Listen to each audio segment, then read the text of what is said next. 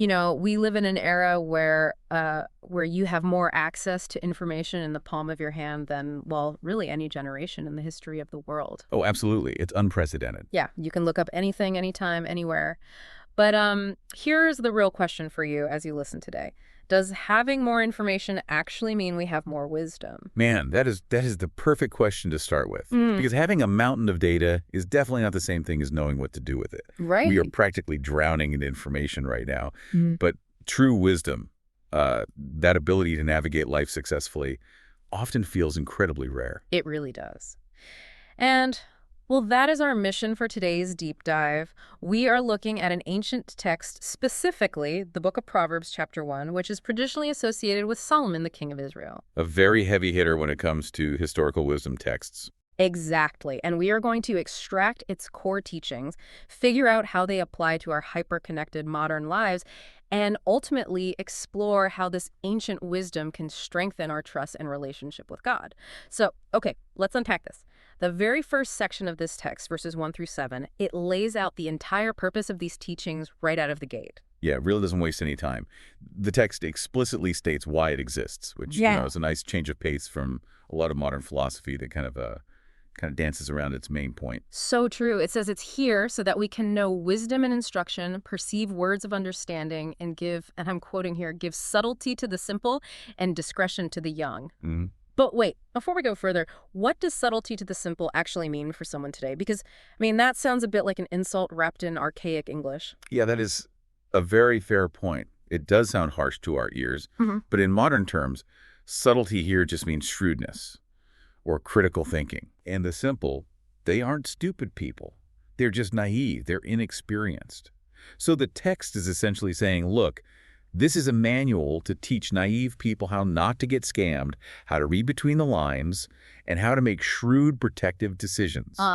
So it's a course in critical thinking. Basically, yeah. That makes a lot of sense. And it all builds up to the absolute pivot point of this introduction, which is verse 7.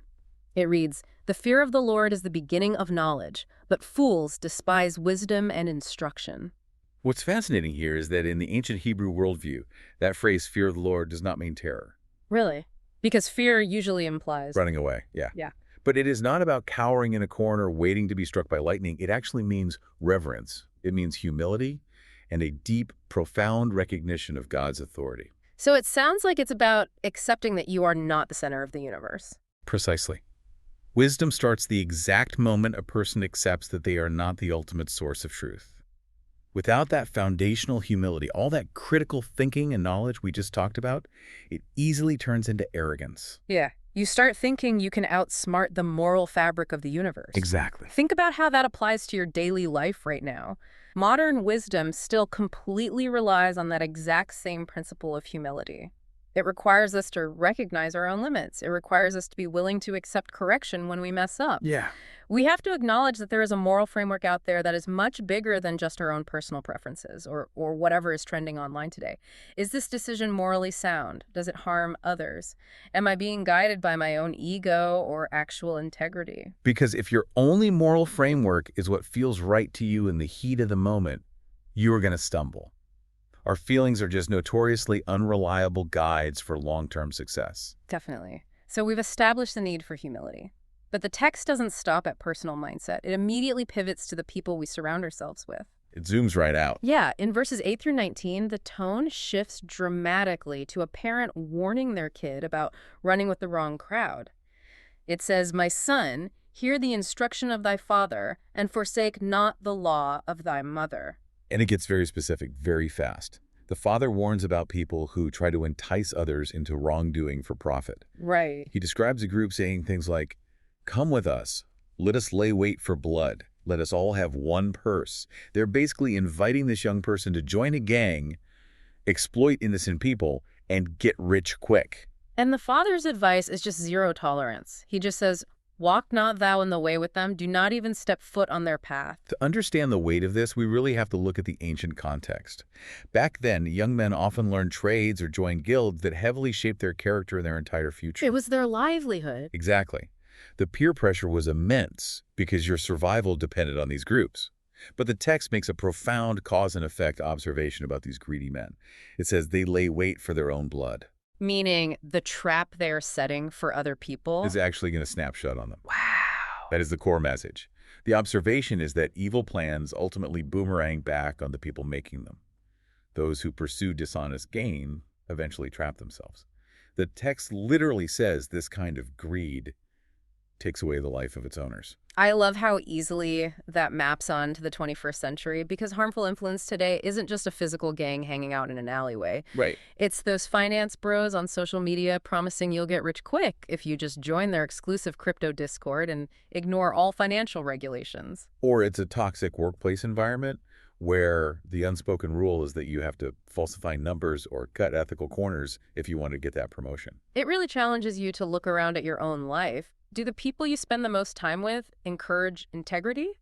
Or are they constantly looking for a shady shortcut? Are they building something meaningful, or are they just ruthlessly chasing profit at the expense of others? The text is making a timeless claim here.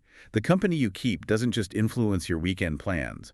It shapes the fundamental architecture of the life you build. And that leads us to some incredibly vivid imagery in verses 20 through 33. Wisdom isn't just an abstract concept anymore. The text personifies wisdom as a woman crying out in public. I love this part. It says, "Wisdom crieth without, she uttereth her voice in the streets." She isn't whispering in some dusty library. She is literally yelling in the public squares. She is in the busiest, loudest parts of daily life. The point being made is that wisdom is not hidden. She is not some mysterious, esoteric secret you have to climb a Himalayan mountain to find. She is openly available to anyone paying attention. But she is deeply frustrated by the lack of listeners. I was really struck by the quote where wisdom asks, "How long, ye simple ones, will ye love simplicity?" She points out that people are actively ignoring her counsel, and she delivers a very harsh warning that those who hate knowledge are going to eat of the fruit of their own way and be filled with their own devices. If we connect this to the bigger picture, this reflects a fundamental ancient belief that moral order is built into the very fabric of the world, much like gravity. Cause and effects. Precisely. Actions carry inevitable consequences. Ignoring wise counsel eventually brings disaster. And it's not because wisdom is cruel or vindictive, sitting up in the clouds punishing people. It is simple cause and effect. That is such a stark contrast to the advice modern society gives us. Today, the world constantly tells you, follow your impulses, ignore the critics, do what feels right. But the text argues that unexamined choices accumulate a very heavy debt. If you ignore financial wisdom, it naturally leads to debt and instability. If you ignore health advice, it leads to physical decline. If you consistently ignore ethical boundaries, you end up with shattered relationships and a ruined reputation. You literally eat the fruit of the seeds you planted. Wisdom actually speaks to us all the time, through our mentors, a guilty conscience, the painful lessons of our life experiences, and through Scripture.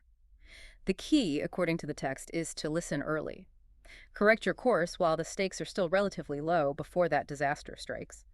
Because many people only start listening when their circumstances become unbearable. When the storm hits, they suddenly want wisdom to bail them out. But the text suggests that at a certain point, you just have to sit in the unavoidable results of your own choices. So what does this all mean for us on a spiritual level? We've gone through these rapid-fire ancient lessons. We've talked about the necessity of humility, dodging bad influences, the unavoidable law of cause and effect. But how does understanding all of this actually strengthen our trust and our day-to-day relationship with God? I think we have to anchor this deeper discussion in the very last verse of the chapter, verse 33. It offers a completely different path from the self-made destruction we just analyzed. It says, "But whoso hearkeneth unto me shall dwell safely, and shall be quiet from fear of evil." Wait, if verse 33 promises we will dwell safely, does that mean this text is promising a completely pain-free life if we just follow the rules? Because that seems a bit unrealistic. I am so glad you brought that up, because that is a very common misconception. No, it doesn't mean bad things will never happen to you. It doesn't mean you won't get sick or experience loss. What it promises is a deep internal stability. It is the psychological comfort of having an anchor in the midst of life's inevitable challenges. And that is exactly where quiet from fear of evil comes into play.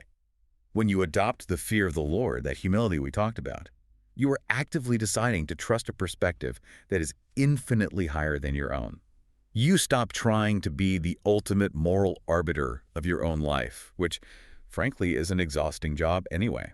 It reminds me of having a guide when you are navigating a treacherous mountain path.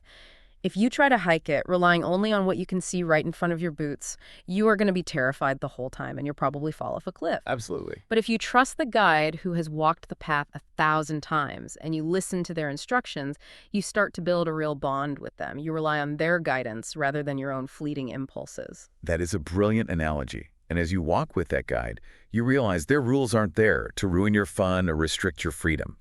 Don't step on that loose rock or don't wander off the trail. Those aren't arbitrary punishments. They are protective guardrails meant to keep you alive. So when we look at God's warnings in Proverbs, the warnings about not joining groups that exploit people or the warnings against greed, we should see those as guardrails. Exactly. When you start to view his moral framework as a protective boundary designed for your ultimate good, your trust in that framework grows immensely. It shifts your relationship with God from something transactional and fear-based into something deeply relational and rooted in gratitude. I can see how that plays out in real life too. Let's go back to that toxic workplace we mentioned earlier. Your boss pressures you to falsify some numbers. It's highly lucrative, everyone else is doing it, and your immediate impulse is to just go along with it to keep your job. But you remember the wisdom from Proverbs about not laying in wait for blood and not pursuing dishonest gain, so you refuse. And let's be honest about the short-term consequences.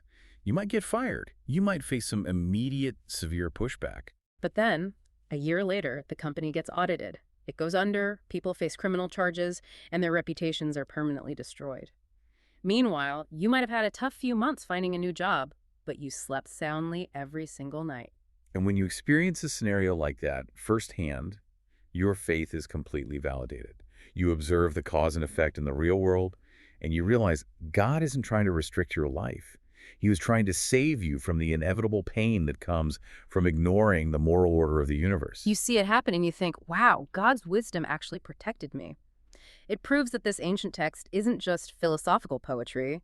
It is highly practical, boots-on-the-ground guidance for navigating modern complexity with integrity.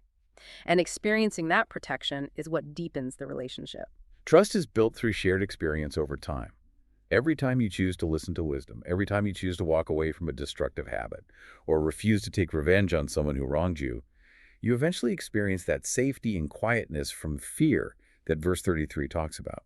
And every time you experience that peace, your reliance on God strengthens. You start to lean into his instruction not out of obligation, but out of a genuine, thirsty desire for that stability. It creates a beautiful upward cycle. You approach God with humility, you listen to his wisdom, you apply it by avoiding destructive paths, you see the positive fruit of those choices in your life, and that naturally leads to a deeper reverence and even greater willingness to listen the next time. It really is the exact opposite of the cycle of the simple ones described in the text, who reject the reproof, eat the bitter fruit of their own devices, and end up in a perpetual crisis. God is offering us a way to bypass so much unnecessary suffering. He is. But it requires us to constantly check our own pride. We live in a culture that absolutely worships autonomy. We love the myth of the self-made, self-reliant individual. But Proverbs chapter 1 tells us that ultimate self-reliance is a trap. It leads to isolation, exhaustion, and eventually a crash. True security only comes from leaning on the moral framework established by God.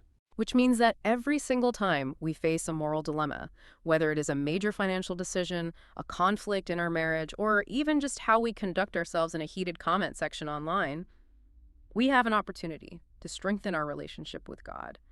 We can pause, take a breath, and say, God, what does your wisdom say about this? I choose to trust your way over my immediate impulse. That is what it means to truly listen to wisdom crying out in the streets. She is calling out through all the noise of our daily lives, inviting us into a deeper, more trusting relationship with the creator of the universe. Looking at everything we've pulled from this text today, it really comes down to a few core pillars for you as the listener.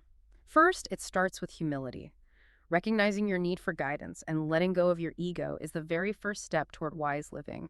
Wisdom begins with humility. The second pillar is that your influences matter deeply. The people, the media, and the ideas we allow into our daily lives shape our decisions and our future.